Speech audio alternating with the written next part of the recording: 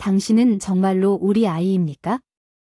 아버지가 내 성적표를 자세히 살펴보실 때 점점 더 실망감이 커졌습니다.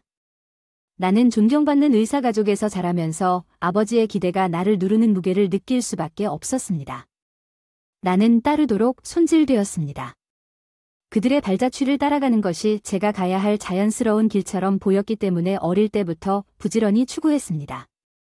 학업에 대한 헌신은 학교 시절 내내 꾸준히 상위권을 얻었지만 의사였던 아버지에게는 지역의 우수성 그의 눈에는 수준이 충분하지 않았습니다. 이러한 높은 표준을 충족해야 한다는 압력이 진정으로 중요하려면 국가적 규모여야 했습니다. 의학에 대한 나의 열정이 조금씩 깎이기 시작했습니다. 제 이름은 에멀리이고 부모님과 많은 친척들이 존경을 받았습니다. 의료계의 일원인 내 누나 제시카는 부모님의 총애를 많이 받았는데 그녀는 힘들이지 않고 공부를 잘했고 의과대학에 정해진 길을 의기양양하게 걸어갔고 나는 그녀의 업적에 감탄했다. 나는 끊임없이 비교당하고 부족하다고 여겨지는 느낌을 떨칠 수 없었다. 인허셰도 우리 사이에 5살의 나이 차이에도 불구하고 제시커의 성공을 재현할 수 없는 것은 우리 여정의 자연스러운 차이라기보다는 개인적인 실패로 여겨졌습니다. 내 가족의 유산, 내 가족 내의 독성 역학은 EXA만이 내 부족함을 악화시켰습니다. 제시카의 학문적 압박으로 인한 스트레스는 종종 해고되거나 믿지 못할까 봐 나에게 언어적, 심지어 신체적 학대까지 퍼졌습니다. 나는 그녀의 좌절감을 홀로 견디며 묵묵히 고통받았습니다. 숨막히는 환경에서 벗어나기 위해 미성년자로 고등학교를 졸업하고 아르바이트를 하기로 어려운 결정을 내렸습니다. 부모님의 허락을 받아 번화한 관광지역의 호텔에 일자리를 얻었습니다. 독립의 여정 6개월 동안 내 성장을 규정했던 숨막히는 기대에서 벗어나 나만의 길을 개척하기로 결심했습니다. 나는 가족과 거리를 두고 새로 찾은 자유에서 위안을 찾았지만 새해가 다가오자 아버지의 전화가 그 모습을 깨뜨렸습니다.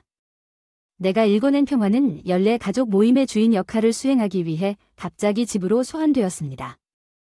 나는 우리 집에서 나를 기다리고 있던 감시와 의무에 익숙한 공격에 대비했습니다. 나는 내키지 않았음에도 불구하고 성공이 내가 인지한 실패를 극명하게 일깨워주는 역할만 했을 뿐이었습니다. 나는 다시 한번 비천한 일을 짊어지고 부업으로 밀려나게 될 것이라는 것을 알고 피할 수 없는 일에 나 자신을 사임했습니다. 가족의 기대에 숨막히는 포옹 나는 그들 세계의 경계 안에 나를 위한 자리가 있을지 아니면 연례 행사 전날 실망의 메아리 속에서 수용을 갈망하는 외부인으로 영원히 남을지 궁금해하지 않을 수 없었습니다.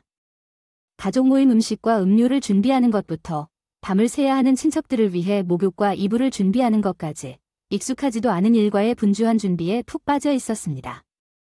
제시카는 평소와 같이 무관심을 유지하여 가족 내에서 나의 주변적 지위를 극명하게 상기시켜 주었습니다. 저는 종종 이러한 책임의 부담이 왜 지속적으로 나에게 졌는가에 대해 의문을 제기했지만 내 양심 깊은 곳에서는 원칙에서 벗어난 것에 대해 지속적인 죄책감을 느꼈습니다. 미리 정해진 의료 경력의 길을 따라가는 것이 내 운명을 개척하는 불확실성에 직면하는 것보다 가족의 기대에 따르는 것이 훨씬 쉬웠습니다. 처음에는 집에서 멀어져서 연례의식에서 면제될 것이라고 가정했지만 아버지의 예상치 못한 소환으로 인해 어쩔 수 없었습니다. 성수기에 호텔일로 바쁜 시간을 보내며 잠깐이라도 돌아오겠다고 나는 잠시 모습을 드러낸 뒤 뒤늦게 도착하자마자 직업적 의무의 성소로 재빨리 물러나기로 결심했다. 나는 아버지의 비난하는 시선을 만났다. 그리고 내가 지각한 것에 대한 훈계의 공세는 내가 마지못해 축제에서 내 역할을 맡았을 때 그의 경멸적인 어조는 나의 귀향과 동의어가 된 소외감을 강화시키는 역할만 했을 뿐이었다. 나는 요리와 서빙을 청소하는 집안일의 친숙함에서 거의 위안을 찾지 못했다.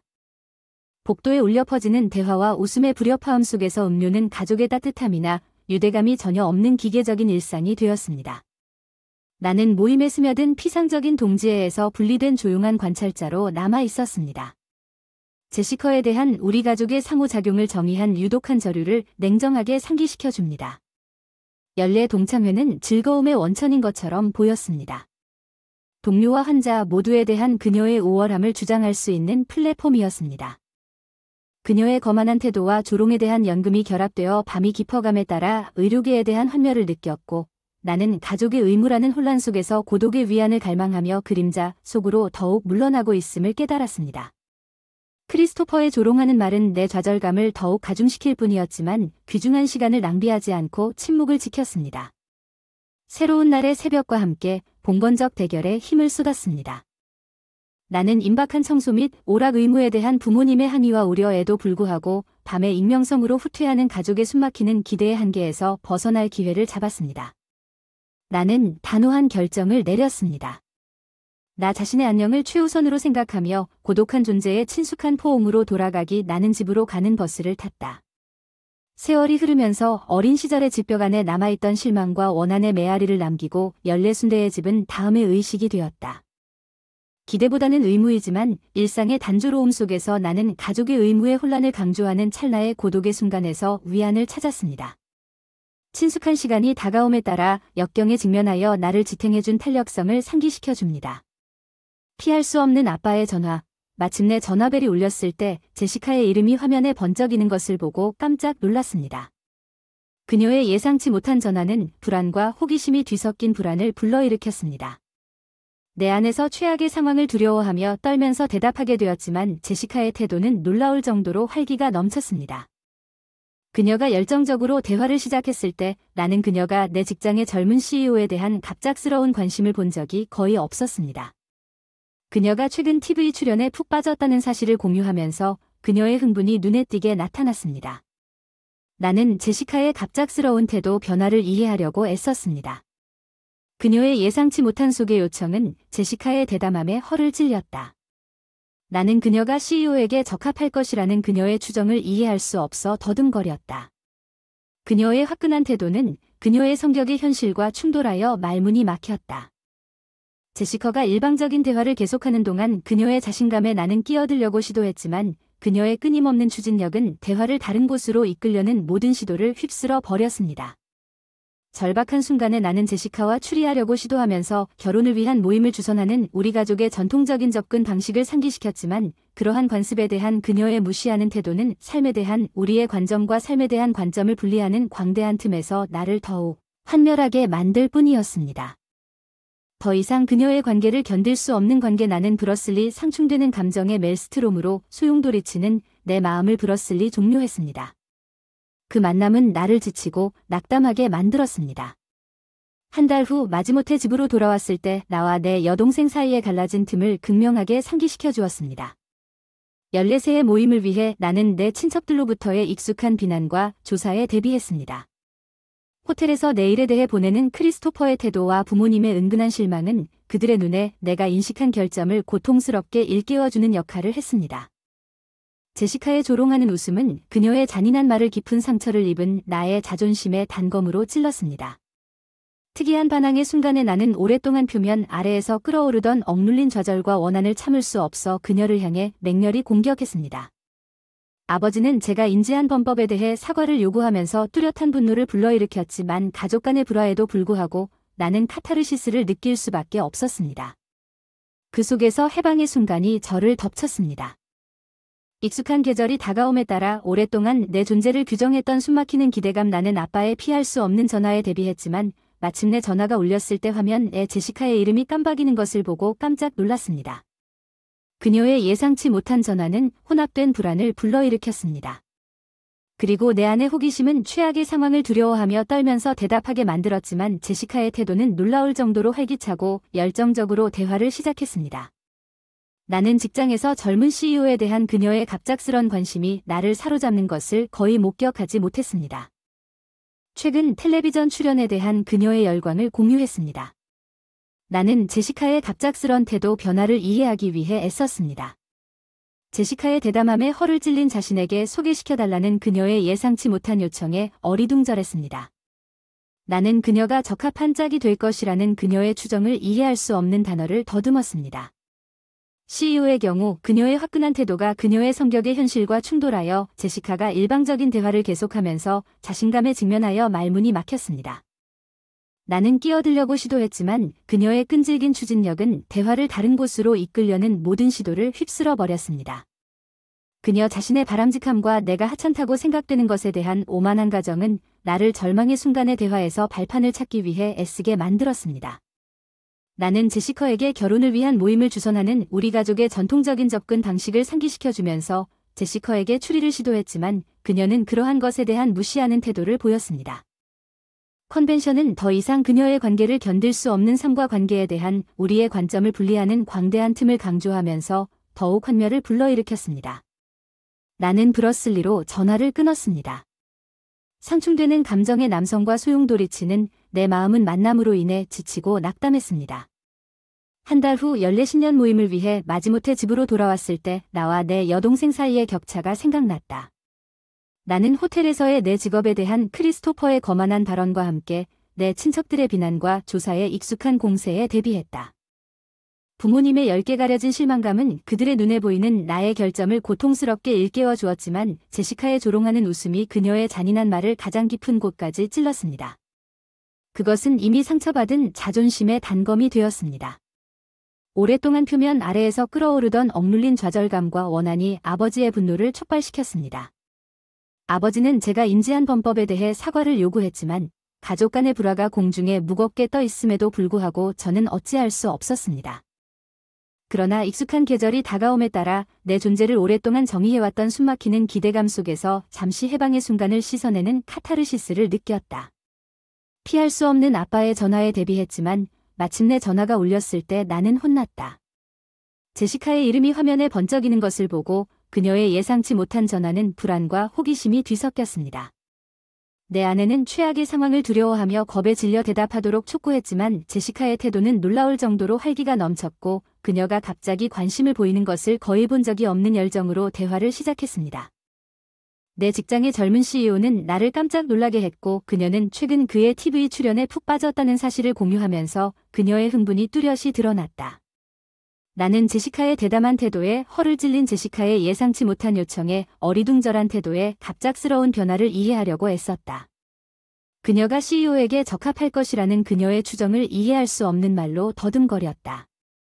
그녀의 화끈한 태도는 그녀의 성격의 현실과 충돌했고 제시카는 일방적인 대화를 계속했고 그녀의 자신감 앞에서 말문이 막혔다.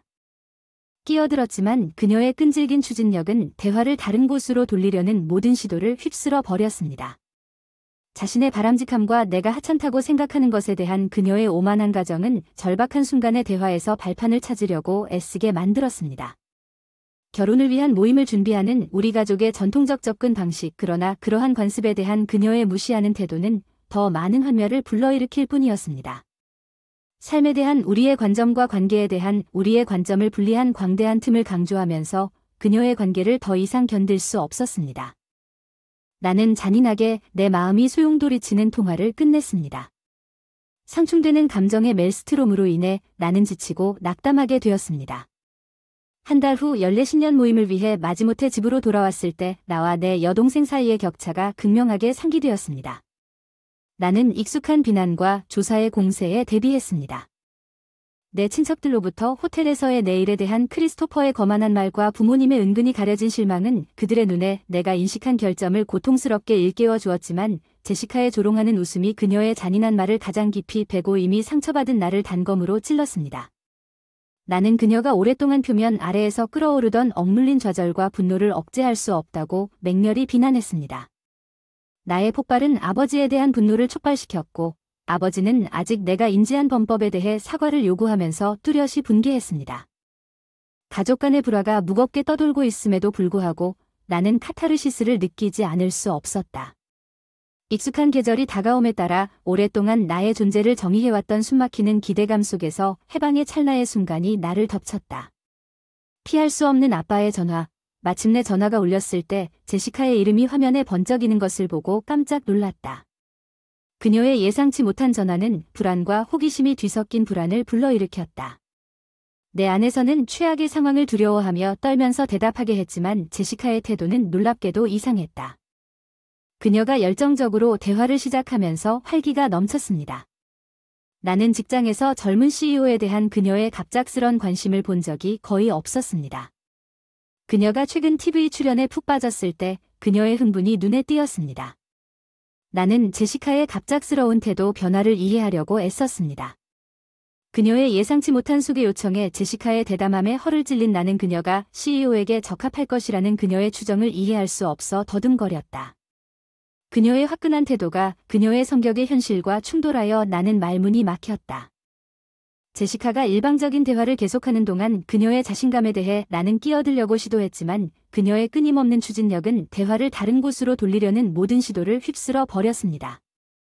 나는 제시카에게 결혼을 위한 모임을 주선하는 우리 가족의 전통적인 접근 방식을 상기시켜주면서 추리하려고 시도했지만 그러한 관습에 대한 그녀의 무시하는 태도는 나를 더욱 환멸하게 만들 뿐이었고 삶에 대한 우리의 관점과 관계에 대한 우리의 관점을 분리시킨 광대한 틈을 강조했습니다.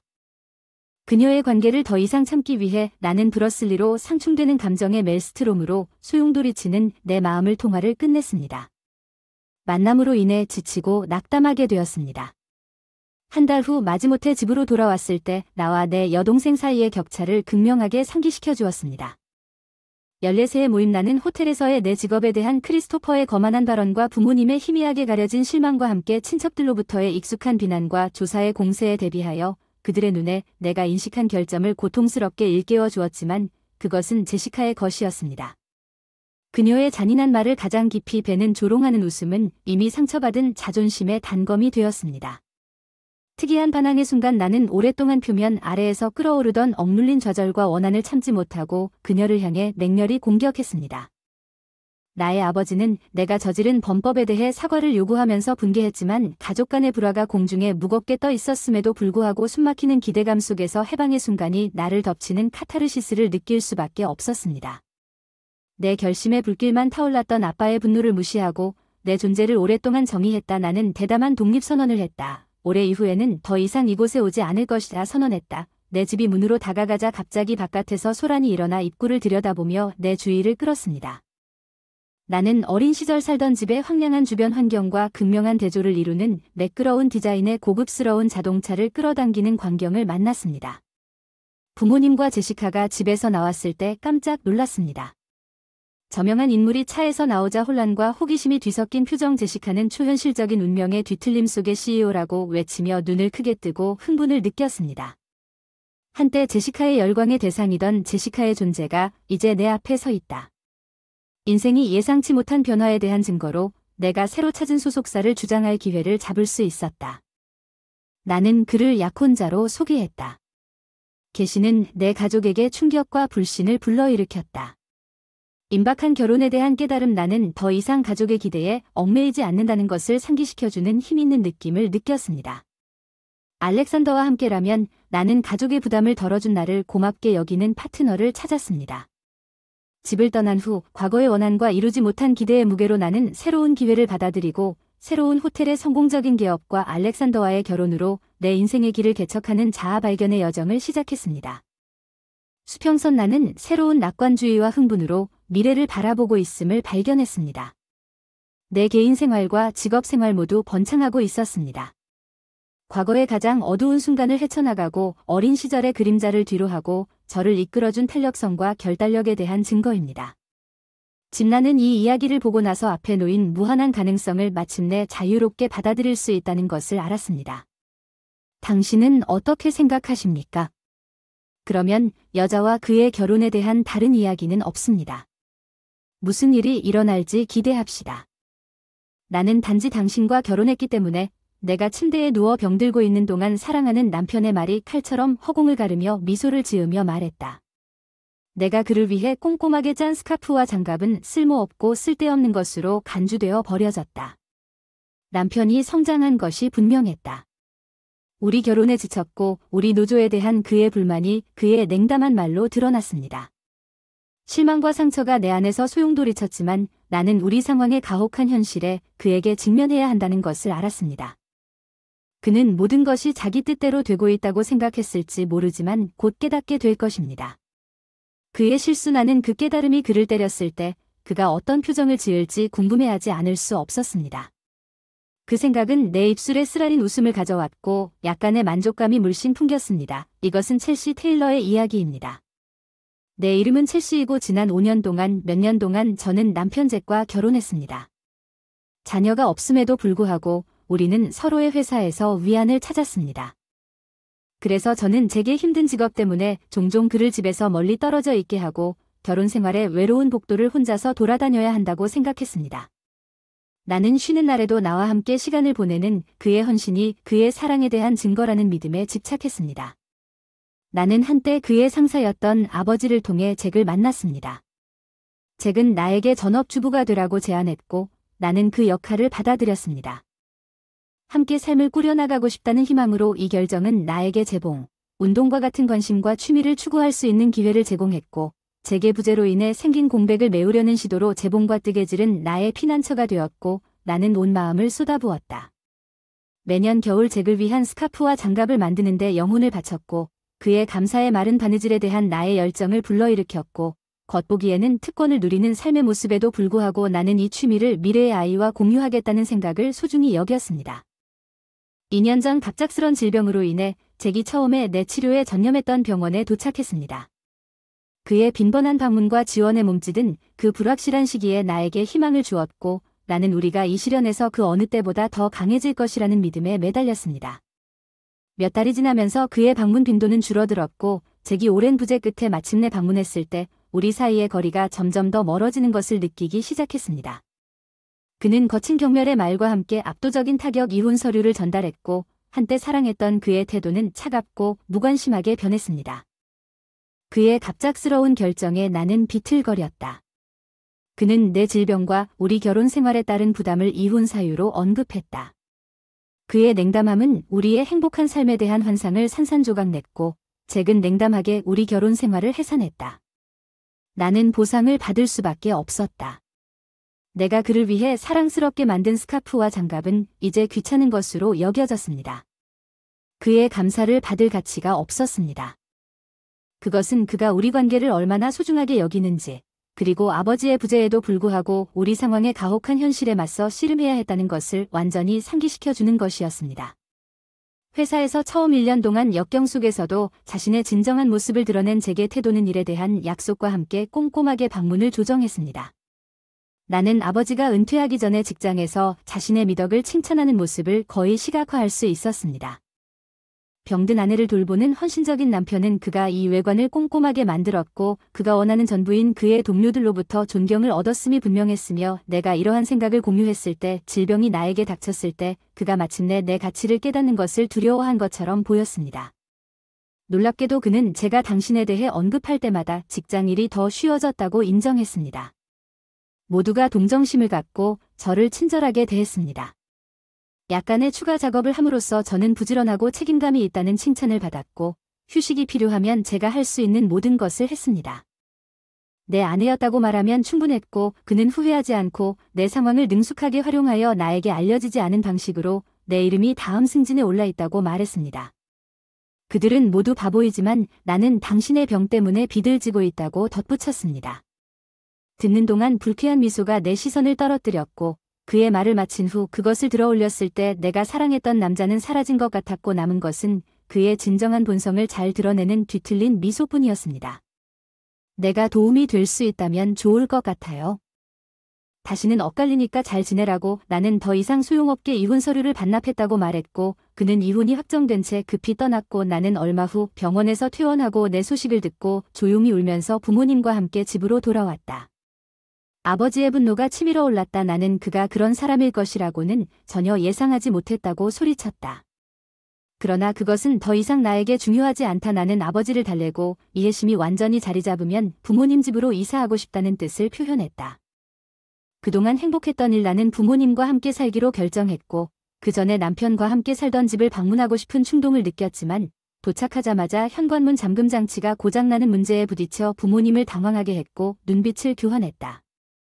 초인종을 누르기 전에 낯선 사람이 자신이 최근에 집을 구입했고 몇 달 동안 가족과 함께 행복하게 살고 있었다고 폭로한 상황에 대해 묻는 낯선 사람의 인사를 받았습니다. 부모님은 이 폭로에 격분하셨지만 방해하지 않기로 결정했습니다. 새 입주자들 조용히 고개를 숙이고 떠났지만 이를 그냥 놔둘 수가 없어서 바로 남편에게 전화로 연락을 했더니 답변이 뜬금없더군요. 예, 병원에 계시는 동안 팔았습니다. 수익금은 보상금으로 간직하고 있습니다. 원래는 내 집이었으니 이 일을 제기할 수는 없겠지만 아사히는 태연한 태도로 나를 피했다. 새 주인에 따르면 그 집은 꽤 오래전에 팔렸는데 아마도 남편이 집에 있을 때쯤에 나에게 알려줬더라면 좋았을 텐데. 그 시점에서 나와 이혼하려고 했어도 방문을 중단했다.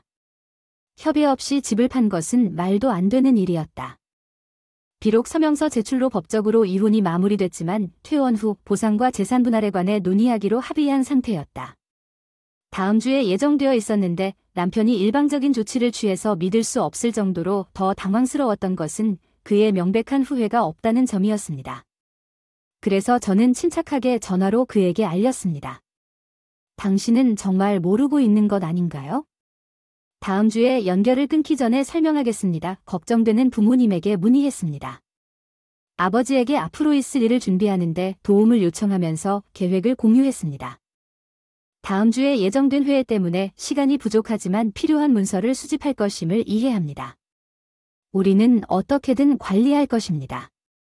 그는 의심할 여지 없이 아버지로서 약간 곤란한 미소를 지으며 남편을 추천한 것에 대해 약간의 죄책감을 느꼈지만 그에 대한 그의 분노는 그에게 감사를 표하면서 그의 힘이 닿는 한 무엇이든 하도록 자극하는 것처럼 보였습니다. 나는 임박한 토론을 기다렸습니다. 희미한 미소. 나는 아버지의 얼굴이 붉게 변하는 것을 보고 남편의 반응을 상상하며 입술을 다듬었다. 나는 아버지를 진정시키려고 부드럽게 손을 얹었다. 이 토론에서 불리한 사람은 우리가 아니라 남편이다. 나는 그 중요성을 깨닫고 말했다. 평정심을 유지하면서 먼저 논의해야 할 중요한 것이 있습니다. 아버지가 문서를 제시하면서 남편이 팔린 집이 있던 땅이 아버지 소유임을 증명하는 서류였으며 실제로 그 집은 귀하의 이름으로 되어 있습니다. 논쟁의 여지가 없습니다. 그러나 집이 있는 땅은 내 아버지의 재산이고 아버지는 여전히 그 소유권을 보유하고 있습니다. 이 문서에서 분명히 알 수 있듯이 내 말을 듣자마자 남편은 눈썹을 살짝 찌푸렸습니다. 불평할 권리가 있습니까? 그가 싱긋 웃으며 무시하는 태도로 저에게 보복할 수 있다고 생각하십니까? 토지 소유권이 아버지 이름으로 되어 있더라도 집이 남편 이름으로 되어 있는 한 집 매매에 문제가 없다는 것이 사실입니다.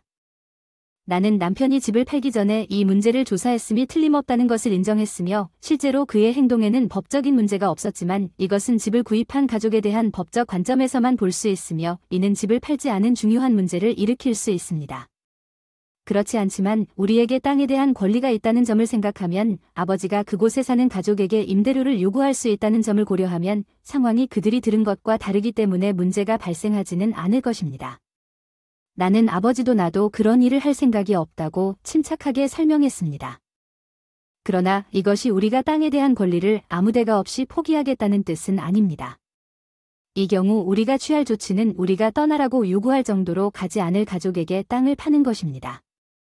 월세를 받을 계획도 없지만 원래 땅을 사지 않으면 당연히 문제가 될 것입니다. 그 땅은 아버지가 우리에게 살기 위해 선물한 땅이어서 낯선 사람에게 자유롭게 나누어 주지 않도록 자세히 설명했습니다. 집을 구입한 가족이 당신을 고소할 수도 있다고 들었습니다. 왜냐하면 앞서 말했듯이 거래가 그들이 들은 것과 달랐기 때문입니다. 마침내 꿈에 그리던 집을 샀지만 그 땅이 다른 사람의 소유이고 이제 더 많은 비용이 든다는 사실을 알게 되었을 때 느끼는 좌절감을 상상해보세요.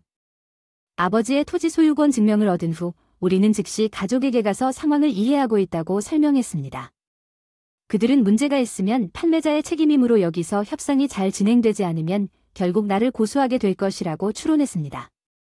나는 남편의 얼굴이 창백해지는 것을 보면서 가족이 우리에게서 토지를 구입하고 소유권을 통합할 수 있는 이 시나리오에서 상황의 심각성을 이해하고 있다는 것이 분명하다는 결론을 내렸습니다. 그러면 당신이 그 금액을 보충하면 모든 것이 원활하게 해결될 것이라고 제안했습니다. 물론 해결책은 집을 구입할 때 토지 가격에 대한 정보를 받지 못했기 때문에 남편에게 비용을 청구할 가능성이 높지만 그것은 가족의 문제가 아닙니다. 문제는 토지가 좋은 위치에 있기 때문에 비용이 많이 든다는 것입니다. 남편이 모든 자산을 포기하더라도 토지는 집 판매 가격보다 높을 수 있습니다. 충분하지 않거나 집을 다시 구입한 다음 토지 비용을 지불할 수 있습니다. 물론 가족에게 비용을 지불해야 합니다. 이사 이 경우 토지와 집 모두 남편의 소유로 돌아가서 다시 팔아 그에게 약간의 돈을 줄 수 있습니다. 그러나 이주 비용을 고려하면 남편이 결국 돈을 벌 가능성은 낮습니다. 제가 추가 한 다른 옵션을 제시합니다. 남편이 어떤 선택을 하든 위자료 문제도 손해가 될 것입니다. 나는 당신의 행동으로 인해 정신적으로 괴로움을 겪었습니다. 이에 대한 보상을 청구할 계획이므로 남편 잭이 나를 이용한 동안 내내 내 권리를 단호하게 주장했다는 점을 명심하십시오. 직장에서 승진을 추구하는 그의 전당포로서 나는 과거에 잭이 나를 위해 한 모든 일에 혐오감을 느끼고 증거가 부족하고 그럴 가능성이 높지 않지만 그로 인해 정서적 고통으로 인해 손해배상을 청구할 계획입니다. 이 문제를 논의하는 것만으로도 내가 이길 것이라는 것은 잭의 현재 상황을 고려할 때 의미가 있습니다. 궁지에 몰린 잭은 이러한 가능성을 고려할 여유가 없을 수도 있고 방금 말한 모든 것이 그의 현실이 될 수도 있습니다. 나는 더 나아가 코너 잭에 대한 확고한 결심을 결론지었습니다. 저는 퇴직하여 더 이상 회사에 다니지 않지만 아는 사람이 많습니다. 최근 전 부하들과 자주 이야기를 나누고 있습니다. 그들이 제 딸에 대해 어떻게 생각하는지, 그리고 당신이 한 일을 모두가 무시하고 있습니다. 아버지의 지원과 우리가 제시한 증거를 통해 남편은 이제 밝은 미소를 지으며 자신의 행동의 결과에 직면하고 있다는 것이 분명했습니다.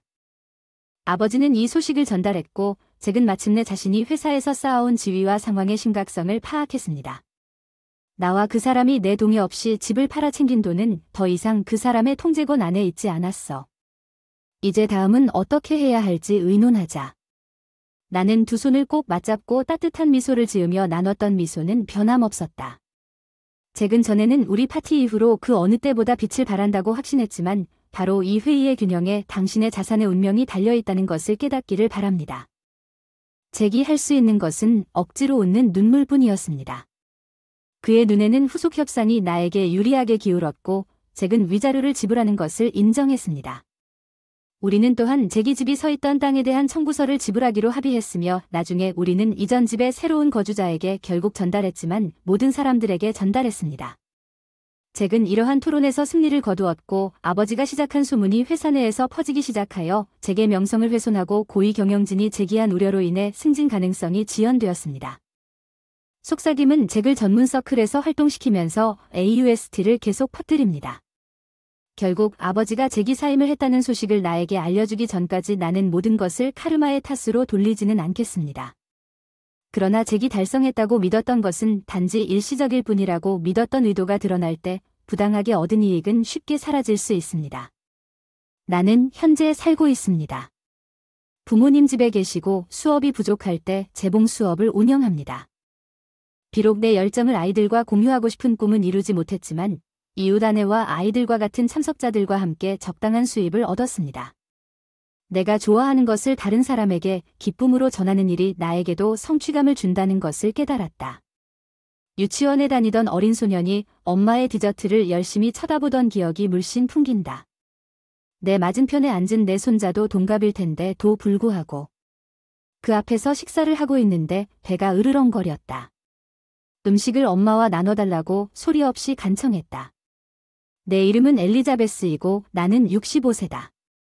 내 남편 제이슨도 65세이고 우리가 운영하는 회사 구내식당에 근무하는 동안 개인 택시 운전사로 일한다. 우리 둘만 함께 조용한 삶을 살았지만 한때 우리는 외동딸과 함께 집을 공유했습니다. 앨리스는 30세가 되었을 때에도 약간 내성적이기는 했지만 온화한 영혼이었습니다. 그녀는 제이슨이 리무진 운전사로 일하는 동안 애착을 갖지 않았습니다.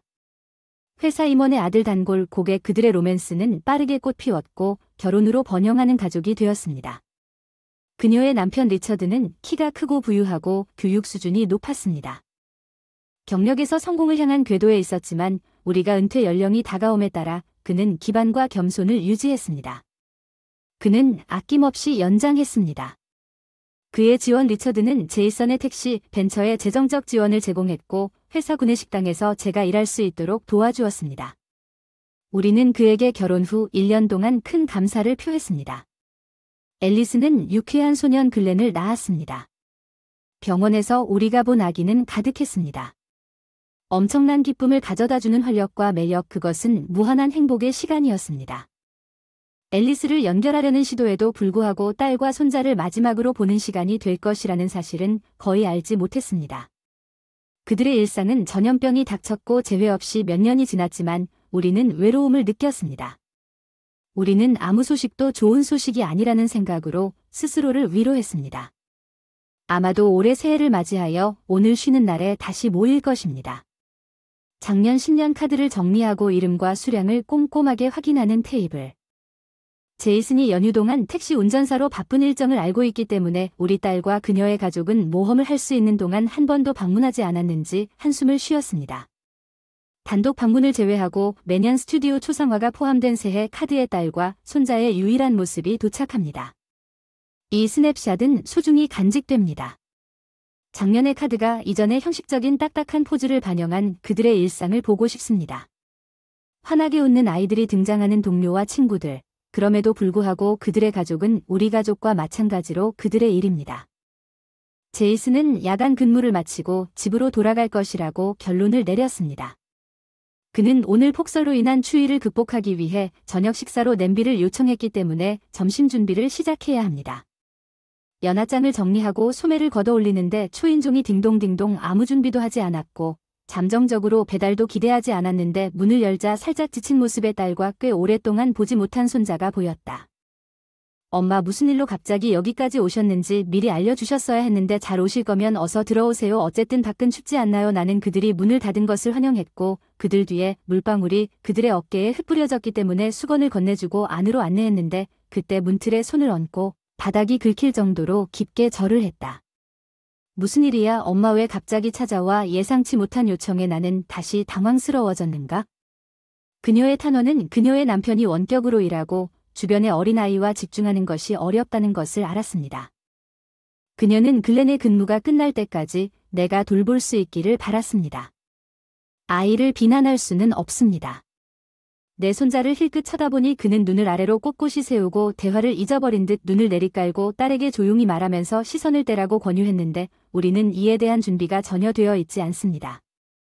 유치원은 어떻습니까? 다가오는 시험을 위해 유치원을 쉬고 있습니까? 제발 너무 많이 묻지 말고 그 사람을 잘 돌봐주세요. 남편에게 돌아가야 하는데 꼭 데리러 오겠다고 약속해요. 제발 제 어깨를 꽉 붙잡고 애원했어요. 앨리스의 행동에 불협화음을 느끼는 것 같아 필사적이었습니다. 글렌이 그렇게 애원하면 돌봐주기로 했어. 고마워요. 엄마 얼굴이 밝아졌고 안도한 표정으로 아들을 찾았어요. 우리가 안정되면 데리러 올게요. 그때까지 할머니, 할아버지와 함께 여기 계세요. 두 사람 모두 아들을 안심시킨 후 다시 한번 나에게 인사하고 손자와 함께 혼자 떠났습니다. 나는 무릎을 꿇고 그의 눈을 마주쳤습니다. 오랜만이군요, 글렌.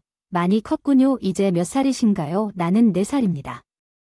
여전히 무표정하게 조용히 대답했어. 불쌍한 거 긴장됐나 봐. 어쩔 수 없지. 우리는 아기였을 때부터 한 번도 본 적이 없어서 문 옆은 쌀쌀해 들어가자 기운을 북돋아주려고 말했지. 응, 그 사람 초조하게 대답했어. 그 사람 불안한 분위기로 거실에 들어왔습니다. 아무데나 앉으시면 됩니다. 따뜻한 것을 가져다 드리겠습니다. 뜨거운 우유를 드실래요? 네. 하지만 걱정하지 마세요.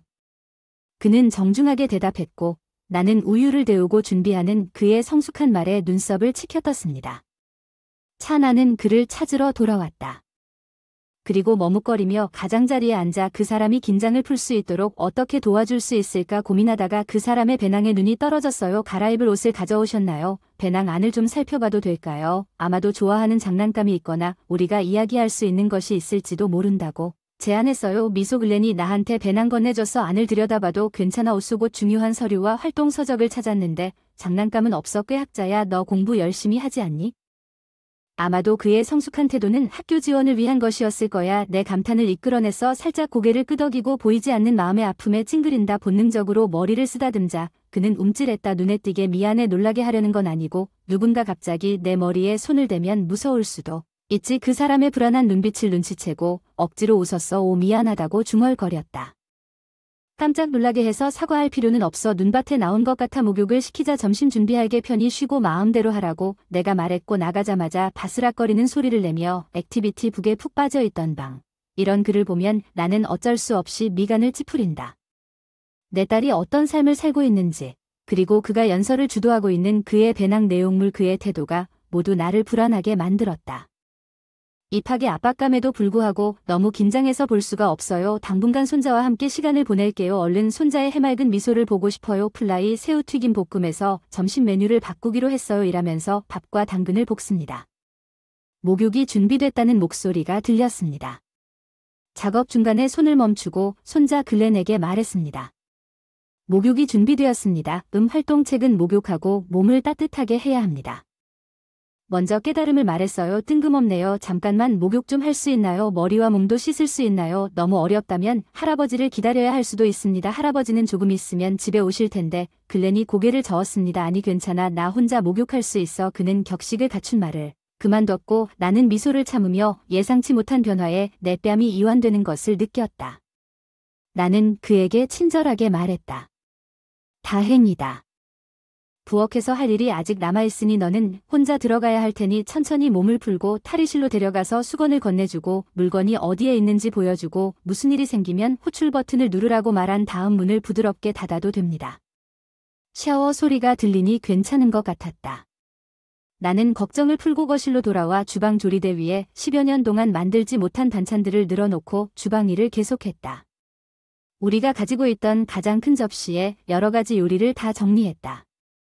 신발은 글렌 어깨가 떨렸어. 야, 입구에 작은 신발이 있어. 제이슨이 거실에 들어올 때 의아해하며 쳐다본 그 소녀는 누구인가?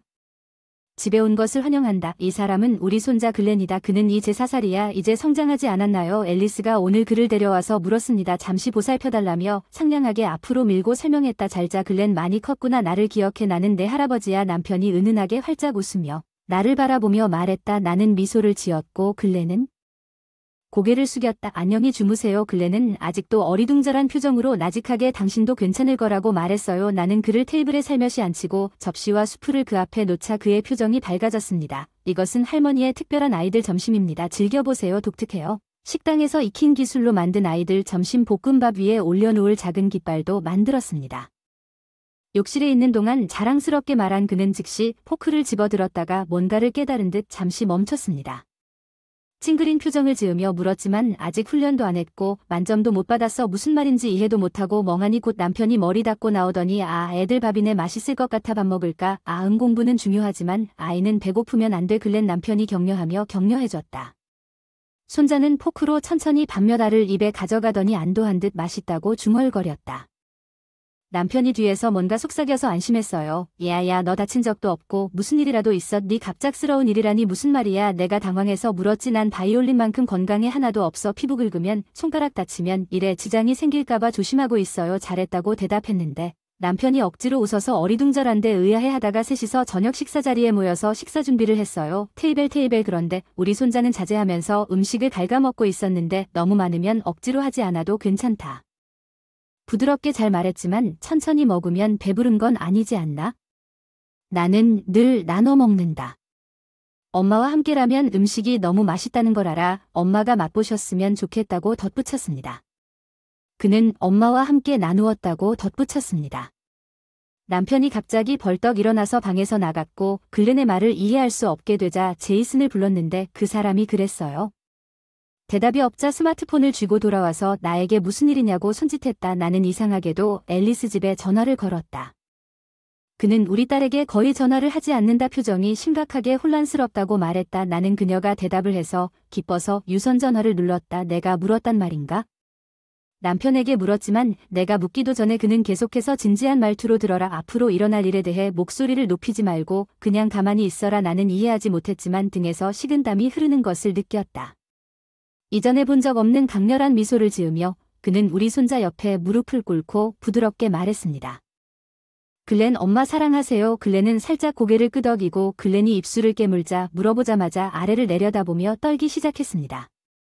그 광경에 가슴이 움츠러들었다. 글렌 나는 그 사람에게 달려갔다. 괜찮지? 그는 나를 필사적으로 도와달라고 보았고 나는 이해했다. 글렌 당신의 조부모님은 당신 편이고 당신 엄마 편은 미안해. 괜찮아. 나는 그를 위로하려고 노력했다고 말했다. 내 남편이 굴렀다. 그의 셔츠를 걷어올리고 그의 부드러운 피부에 흩어져 있는 수많은 아픈 자국을 보고 나는 비명을 삼켰습니다. 당신 아버지였나요? 내 남편이었는지 한마디도 고개를 끄덕이지도 않고 부드럽게 물었습니다. 글렌은 그저 큰 눈물을 흘리며 흐느껴 울었습니다. 이런 일이 일어나고 있었다. 믿을 수 없는 현실에 충격을 받았다. 어서 가자. 제이슨의 목소리가 허공을 뚫고 나를 찾아보라고 재촉했다. 그는 이미 재킷을 입고 지갑과 차 열쇠를 쥐고 있었다. 야, 작년 연하장 받아. 우리 곧 갈게. 앨리스가 있는 곳으로 그는 재빠른 동작으로 운전석에 미끄러지면서 계획을 설명하면서 주소와 지도를 다시 확인하면서 잠재적으로 위험한 상황을 처리하는 데 있어서 미묘함의 중요성을 강조하면서 택시 만남과 유사하게 딜레마가 발생했습니다. 손자를 집에 남겨둘까 말까 고민하는 손자 앞에서 나는 망설였지만 차에 올라타는 그의 얼굴에 나타난 단호한 표정은 남편이 능숙한 운전자가 여행 중에 지피의 도움 없이도 원활하게 도로로 이동할 수 있었던 문제를 해결했습니다. 손자의 꽉 쥔 주먹은 그의 불안을 드러냈고 남편의 의심은 세탁실 쓰레기통의 이상한 광경과 버려진 붕대 더미에 의해 자극되었습니다. 그는 우리 딸을 그녀라고 부르자마자 손자의 행동을 관찰하면서 그의 확신이 굳어졌습니다. 그게 이상하지 않나요? 제 남편이 우리 딸의 행동에 대한 수수께끼를 풀고 있다고 말했습니다. 저는 앨리스에게 가는 길에 현관문을 열어두어야 한다고 알렸습니다. 그는 우리 딸이 악천후 속에서 대중교통을 이용하며 견뎌야 했던 고된 여정을 전해주었습니다. 우리에 대한 아들의 낯설음은 그녀가 동시에 경험했을 것 같은 고립을 드러냈다. 나는 겉보기에 상냥해 보이는 남편의 얼굴이 이제 의심으로 얼룩져 우리 딸의 집에 도착했던 기억에 움츠러들었다. 내 손자가 쉽게 게이트 센서를 활성화했습니다. 나는 잠기지 않은 현관문에서 내 딸의 무언의 감정을 엿볼 수 있었습니다. 리처드의 분노한 목소리가 공기를 뚫고 나에게 고정되었습니다. 나는 앨리스가 남편의 분노에 직면했습니다. 우리 아들에 의해 그의 태도가 바뀌었습니다. 글렌의 발달지연 진단은 잘못된 유치원 선택과 리차드의 엄격한 교육체제를 방해했다는 비난을 받았다. 리차드의 폭정에서 벗어나기 위해 필사적으로 글렌과 함께 두려움 속에 살면서 언어적, 신체적 학대를 견뎠다. 글렌을 지인에게 맡긴다는 거짓말을 꾸며 그와 함께 피난처를 찾아 도망쳤다. 가장 안전하다고 생각한 리처드는 원격 작업 중 글렌의 부재를 늦게 깨닫고 리처드가 아버지의 시기적절한 개입을 공격할 준비를 하는 동안 폭력적인 대결로 정점에 이르렀습니다. 그는 그의 아이키도 전문 기술을 활용하여 우리 모두를 놀라게 했습니다. 그는 신속하게 리처드를 무장해제하여 우리 그랜드에서 우리 딸의 고통에 대한 설명을 요구했습니다. 그 순간 아들의 멍이 들었습니다. 아버지의 조용한 강인함은 우리 거실의 희미한 불빛 사이의 혼란 속에서 희망의 등불로 변했습니다. 남편의 얼굴 깊숙이 새겨진 피곤함은 그의 사무직이 그에게 끼친 피해를 드러냈습니다. 리차드의 눈은 뒤섞여 깜박였습니다. 혼란과 피로감이 있었지만 그는 재빠르게 차분한 표정으로 그것을 가렸습니다. 이것은 사적인 문제입니다. 우리 가족 문제에 간섭하지 마십시오. 확실히 당신은 내가 일하는 중에 있다는 것을 알 수 있습니다. 내 피부를 누르는 차가운 타일이 바닥으로 떨어졌다. 글렌은 내 옆으로 달려왔다. 리차드가 우리를 향해 시선을 돌렸을 때 그의 작은 몸은 불안에 떨었다. 그의 입술에는 차가운 미소가 스며들었다. 가족 문제는 건드리지 않는 것이 가장 좋다는 것을 그들에게 이해시킬 수 없겠느냐? 그의 말은 우리에게 복종을 명령하는 방 전체에 울려 퍼졌습니다. 추운 방에 갇힌 감정적으로나 육체적으로 지친 사람들 아빠 제발 놔주세요. 내 입술에서 내 간청이 거의 들리지 않았습니다. 아버지가 천천히 내 어머니 리처드를 움켜쥐고 완고한 모습을 뗐을 때 거의 들리지 않았습니다. 아버지 옆에 팔짱을 끼고 나타난 그녀의 존재는 성실하지 않은 몸짓으로 우리 단결을 위한 묵묵한 약속이었습니다. 리차드는 문을 활짝 열어 부모님에게 떠나라고 촉구했습니다. 이 불만은 다음 기회에 미뤄두자고 분명히 당신은 내가 내 직업을 위태롭게 하는 것을 원하지 않을 것입니다. 외교적 거칠애가 가미된 그의 말은 우리 가족에 대해 과소평가하지 않습니다. 이 아이들은 어떤 직업보다 중요합니다. 어머니는 단호하게 자신의 목소리를 주장했습니다. 단호하게 휴대폰을 되찾은 그녀는 화면을 두드리며 리처드가 나에게 던진 말을 맹렬하게 욕했습니다. 이전에 나는 손자의 부상을 문서화했습니다. 나는 이것을 증거로 당국에 제시하려고 합니다. 그녀는 그녀의 확고한 어조를 선언했습니다. 리처드의 피는 경찰과 관련된 어머니의 선언에서 빠져나갔습니다. 그것은 단지 징계일 뿐이며 그가 몸부림치면서 말을 더듬다가 끝이 났습니다.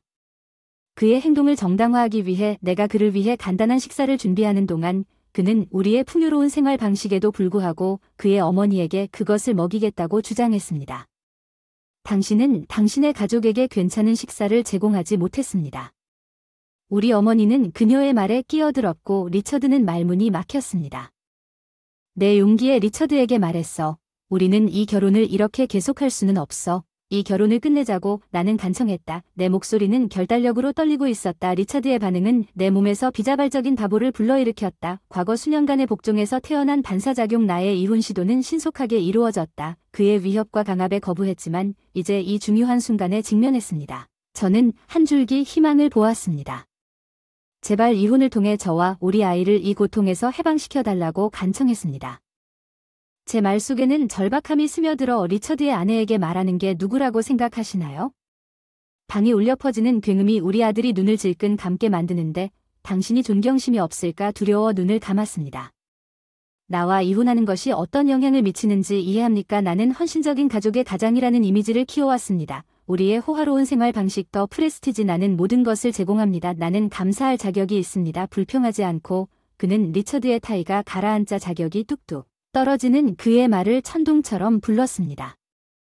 리처드의 타이가 가라앉자 아버지의 금욕적인 목소리는 긴장을 뚫고 마침내 당신의 진정한 모습을 드러냈기에 감사합니다. 그는 그의 말을 했습니다. 실망감이 가득 찼습니다. 리처드의 혼란은 눈에 띄게 말을 더듬었고 아버지의 비난에 방심했습니다. 어머니의 재촉에 리처드는 서둘러 컴퓨터로 갔습니다. 서두르다가 미친 듯이 움직였습니다. 그는 길 잃은 헤드폰 코드에 걸려 넘어져 컴퓨터에서 획 잡아당겨졌습니다. 갑자기 방은 모니터 반대편에서 울려 퍼지는 우리 대화 소리로 가득 찼습니다. 업무 토론에 정신이 팔린 그들의 호기심은 드라마가 펼쳐지는 것에 최고조에 달했습니다. 리처드는 카메라를 향해 희미한 미소를 지으려고 했지만 동료들이 하나씩 로그아웃하기 시작하면서 봉건적이었습니다. 화면이 어두워지고 어둠이 깔렸습니다. 리처드의 전화는 끊임없이 윙윙거렸습니다. 상황을 해결하려는 그의 필사적인 시도 아버지 차 안식처로 돌아가는 푸달 안도의 한숨을 쉬었다. 고맙다 시련의 무게를 천천히 어깨에서 내려놓고 속삭였다. 집에 돌아온 것을 환영한다. 앨리스 어머니는 65년 동안 한 번도 본 적이 없는 감격의 찬 목소리로 중얼거렸다. 그런 소란 속에서도 뒷좌석에 앉아있는 소중한 아이들의 모습을 보니 희망이 넘칩니다. 우리는 축적된 저축으로 변호사의 도움을 받아 재산분할과 자녀 양육비와 함께 신속하게 이혼 절차를 마무리하고 보상금도 확보했습니다. 우리는 변호사를 통해 리처드의 운명에 대해 알게 된 여파로 앨리스와 글렌이 견뎌온 수년간의 학대를 겪었습니다. 그의 진정한 성격은 그의 성공 전망을 드러냈고 그의 경력을 구제하려는 아버지의 시도에도 불구하고 리처드는 관계를 끊기로 결정했음에도 불구하고 동료와 경영진이 서로 거리를 두면서 무너졌습니다. 그의 가족은 이혼 서류가 넘겨지자 그 자신의 오만함의 희생양이 되었습니다. 그의 시어머니의 입가에 희죽희죽 웃음이 흘러나왔습니다. 그녀의 말은 얄궂은 일로 엮여 있었습니다. 나는 도시 여자들이 좋지 않다는 것을 알고 있었습니다. 그녀는 경멸로 가득 찬 말투를 가다듬었습니다.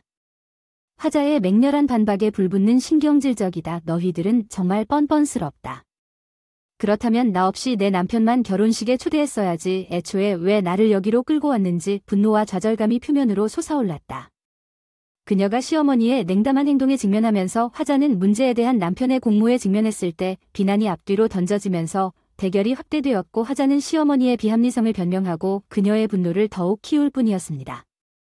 순간 그녀는 그들의 속임수와 배신의 정도를 깨달았고 그래서 당신은 나를 인정하지 않았고 결국 나와 이혼할 계획을 세웠기 때문에 당신은 우리 결혼을 친척들에게 비밀로 하고 작은 리셉션만 열었습니다. 그녀는 분노로 떨리는 목소리를 선언했습니다. 정의로운 분노와 보복에 대한 열망으로 화자는 자신의 선택권을 충분히 되찾기로 과감한 결정을 내렸습니다.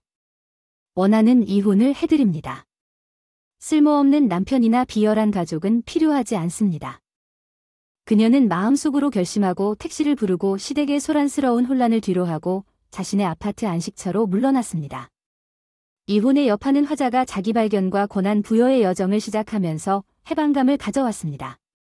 새로운 독립으로 무장한 그녀는 종결과 정의를 추구했으며 전략적인 책략과 계산된 행동을 통해 결혼식에서 자신이 버림받은 진실을 폭로하는데 자신의 에너지를 집중했습니다. 그녀는 자신의 존엄성을 되찾고 이혼 합의에서 유리한 결과를 확보하기 위해 속이는 시댁의 상황을 역전시켰습니다.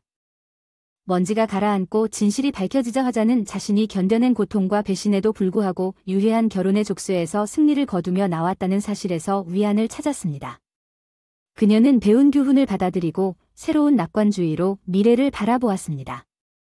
그녀는 머리를 높이 들고 그녀의 새로운 자유를 껴안고 약속과 가능성으로 가득 찬 새로운 장을 시작할 준비가 되었습니다.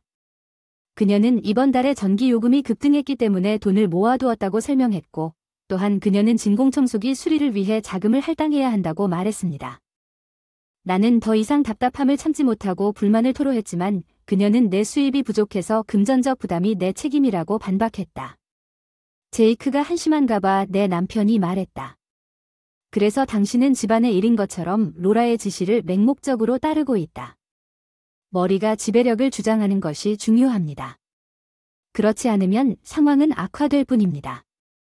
남편이 제시한 가혹한 현실을 알고 있다는 것을 이해합니다.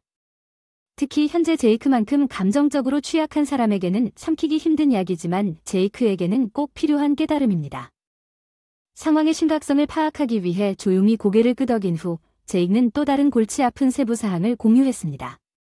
내가 살이 빠졌다는 것을 당신이 어떻게 알아차렸는지 기억하세요. 그것은 아마도 내가 매 끼니마다 라면을 먹고 살았기 때문일 것입니다. 라면만 먹는 것은 어떤 음식을 먹든 이상적이 아닙니다. 편의상 몸에는 적절한 영양이 필요하다고 충고했지만 그게 내가 받은 전부였습니다. 제이크가 고백한 바에 따르면 지난 한 달 동안 제이크는 로라가 긴축의 필요성을 선언한 이후로 라면을 주된 생계수단으로 하여 빈약한 예산으로 살아온 것 같습니다.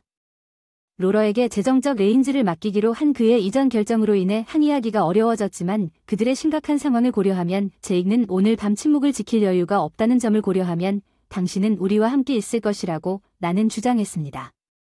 맛있게 먹고 내일 회사에 가져갈 점심도 준비하게 고마워요. 엄마. 제이크는 눈물을 흘리며 뺨을 타고 흘러내렸습니다. 그는 로라에게 일시적으로 부모님 집에 머무르기로 결정했다는 사실을 알렸습니다. 그들의 생활 방식에 대한 문제는 직접적이지만 제이크의 감정 상태가 그가 소집할 수 있는 전부였다는 점을 고려할 때 제이크가 그가 견뎌온 엄청난 스트레스의 분명한 신호를 완전히 물리치는 것을 목격하는 것은 가슴 아픈 일이었습니다. 이후 제이크는 악화된 건강으로 인해 집에서 장기간 머물게 되었습니다. 이 기간 동안 그는 직장을 쉬게 되었습니다. 나는 그가 스트레스 관련 문제로 치료를 받고 있다는 것을 알게 되었고, 이로 인해 병원에서는 로라가 자신의 일에 대한 잠재적인 반응에 대한 우려를 품고 제이크에게 잠시 휴가를 권장했습니다. 현재 상태에서 절정에 달하는 스트레스와 과로로 인해 감사하게도 집에서 생활함으로써 특히 식사와 관련된 비용을 크게 줄일 수 있었으며 이는 재정적 부담을 상당히 덜어줄 것이라고 언급했습니다. 우리는 단지 상황에 대해 논의하고 상황의 심각성을 고려하여 관련된 모든 사람에게 이익이 된다는 점을 이해하기를 바랍니다. 이 대화를 피하는 것이 최선의 접근 방식이 아닐 수도 있습니다. 제이크가 절박한 순간에 나에게 도움을 구했고 지금 그에게 도움이 가장 필요할 때 등을 돌린 것은 나라가 부모님이 지시한 대로 다가온 조치를 취했다는 사실을 내가 이해할 수 없었던 가장 신중한 행동 방침이었다. 이것이 그녀에게도 매우 중요한 문제였다는 것은 문제를 무시하거나 문제가 저절로 해결되기를 바라는 것이 실행 가능한 선택이 아니라는 분명한 신호였습니다. 나는 심호흡을 하면서 신경을 안정시켰습니다. 실제로 라라가 잠시 시간을 내어 열어보겠습니다. 당신을 위한 문. 나는 감사와 걱정이 뒤섞인 표정으로 나를 돌아보는 제이크를 힐끗 보았다. 우리 둘 다 이 상황에 정면으로 맞서는 것이 필요하다는 것을 알고 있었다. 통화를 끝내고 회오리 바람을 타고 문 쪽으로 나아갈 때 아무리 힘들더라도 정면으로 맞서야 한다는 것을 알았다. 갈등을 해결하는 데 있어서 열린 의사소통의 중요성에 대한 생각이 내 마음을 맴돌았습니다. 나는 강하게 믿었지만 이 대결의 잠재적인 결과에 대해 불안을 느낄 수밖에 없었습니다. 루라와 그녀의 부모는 내가 아직 확신하는 의제를 가지고 왔습니다. 나는 또한 제이와 내가 문을 여는 동안 목소리를 내고 들어야 할 우리의 관점과 걱정이 있다는 것을 알았습니다. 나는 라라와 그녀의 부모가 그들을 안으로 초대하는 결단력과 걱정이 뒤섞인 표정을 보고 반갑게 맞이했습니다. 우리 모두를 위한 중추적인 순간, 우리가 나누려고 했던 대화는 제이크와 라라 사이의 격차를 해소하여 화해 이해의 길을 제공할 수도 있고 분열을 심화시켜 우리 모두가 자리에 앉았을 때 해결을 더욱 어렵게 만들 수도 있었습니다. 오해를 풀고 상처받은 감정을 인정하고 해결해야 할 뿌리 깊은 문제가 있음이 분명했지만 결과에 관계없이 치유를 위한 성장의 기회이자 더 건강하고 개방적인 관계를 향해 한 걸음 더 나아갈 수 있는 기회이기도 했습니다. 그 순간 나는 어려운 상황을 피하는 것보다 정면으로 직면하는 것이 중요하다는 것을 깨달았습니다. 때로는 가장 어려운 대화가 가장 필요하며 해결책을 찾으려면 용기 있는 이해와 부모님과 제가 듣고 타협하려는 의지가 필요하다는 것을 상기시켜 주었습니다. 당신과 진지한 대화를 나누기 위해 로라가 말했습니다. 남편 커트가 겉보기에 본능적으로 문 쪽으로 움직였을 때 탈출해도 이 문제를 해결하는 것이 아무것도 해결되지 않을 것입니다. 이제 커트는 로라와 그녀의 부모님을 옆으로 초대하기 위해 문을 열었다고 말했습니다. 그들의 표정은 스턴이었고 마치 우리에게 원한을 품은 것처럼 따뜻함의 기미가 전혀 없었습니다. 예기치 않게 들러서 미안하지만 로라의 말을 듣고 우리는 이 대화에 참여해야 한다고 느꼈습니다. 그들은 당면한 문제를 설명했다고 추측했습니다. 우리 가족이 관련된 대화를 하자고 로라에게 제안한 것에서 비롯되었습니다. 갑작스런 방문은 예상치 못한 일이었지만 긴장된 분위기 속에서 우리는 제이크가 로라에게 재정 관리를 맡겼지만 그녀의 극도의 검소함으로 인해 그로 인해 발생한 상황을 설명했습니다. 부적절한 영향으로 인해 건강 문제에 직면한 우리는 우리의 설명에도 불구하고 제이크가 현재 의료 서비스를 받고 있다고 언급했습니다. 로라와 그녀의 부모님은 제이크가 로라에게 재정 관리를 요청한 것을 고려하여 설득력이 없는 것 같았습니다. 이 상황을 피할 수도 있었지만 라면에만 지나치게 의존하는 것은 아니라고 우리는 그들의 우려라고 반박했습니다. 아마도 돈을 절약하기 위해 필요한 희생이었을 것입니다. 그들은 루라가 대답했습니다. 이것이 사실입니다. 저는 돈에 매우 조심하는 반면 제이크는 경향이 있습니다. 경솔한 구매를 했다고 그녀는 응답했습니다. 나는 불필요한 것은 아무것도 사지 않았습니다. 제이크는 믿을 수 없다고 항의했습니다. 대화는 대화에서 라라와 그녀의 부모님과의 대결로 빠르게 확대되었습니다. 대화를 지배하고 갑자기 우리의 요점을 무시했습니다. 예상치 못한 폭발로 모든 사람의 관심을 사로잡는 테이블 위에 주먹 아마도 정직한 대화가 필요하다고 생각합니다. 커트는 열린 의사소통의 중요성을 강조하는 커트의 개입으로 분위기가 약간 바뀌었다는데 동의했습니다. 그는 정직한 대화와 상호작용을 통해 해결을 바라는 모든 사람 앞에서 제이크에게 자신의 역할을 말할 기회를 줄 것을 제안했습니다.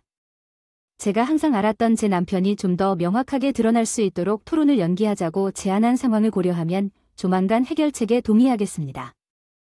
제 제안에 동의했습니다. 그는 이전의 오해에 대해 사과를 연장하고 다음을 제안했습니다. 새 회의 날짜는 처음 회의 날짜로부터 2주 후 문제를 너무 많이 지연시키지 않는 것이 중요하다는 점을 강조했으며 손님이 떠난 후 이 일정이 수용 가능하다고 모두 동의했습니다.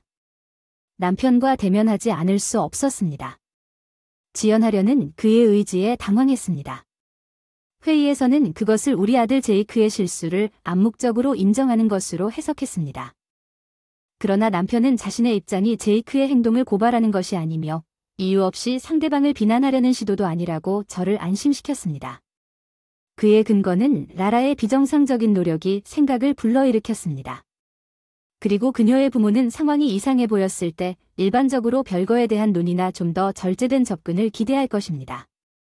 상황을 반영하는 숨은 동기가 없다면 화해에 대한 열의가 아니라 라라와 그녀의 부모가 동기를 부여받을 수 있다는 것이 분명해졌습니다. 재정적 고려에 따라 적절한 수입을 가진 제이크는 최근 급여를 별도의 계정에 유지하면서 장애수당으로 전환했습니다. 이러한 재정적 재조정으로 인해 라라와 그녀의 부모는 이러한 이해를 바탕으로 제이크의 재정 자원에 대한 접근권을 확보하기 위해 화해를 모색하게 될 가능성이 있습니다. 남편과 나는 제이크에게 그가 직면하고 있는 잠재적인 재정적 착취에 대해 조언했고 그의 행복을 위해 단호한 조치를 취하는 것이 중요하다고 강조했습니다. 어렵기는 하지만 이혼을 추구하려는 제이크의 결정은 우리의 전폭적인 지지를 받았습니다. 우리는 그러한 어려움에 직면한 그의 용기에 감탄했습니다. 어려운 결정 그 이후의 일들에 관련된 감정과 고려의 복잡성을 이해 우리는 제이크의 옆에 서서 이혼 준비를 돕습니다. 라라와 그녀의 부모님과의 만남은 앞으로의 과정에 대한 합의가 부족하여 더 연기되어야 했습니다. 이 시련을 겪으면서 우리는 제이가 인생의 이 어려운 단계를 헤쳐나가는데 도움을 줄 준비가 되어 있는 단결된 전선을 유지했습니다. 앞으로의 진로는 불확실했지만 이혼을 진행하기로 결정한 후 시간이 지나면 제익의 결정의 지혜가 드러날 것이라고 확신했습니다. 우리는 로러의 가족에게 알렸습니다. 우리의 의도에 대해 이 통지를 제공하는 것은 긴장에도 불구하고 그들의 반응은 빈정거림과 경멸적인 발언으로 묶였습니다. 우리 삶의 이 어려운 장이 거의 끝나가고 있다는 사실은 준비가 완료되면 우리에게 약간의 위안을 제공했습니다.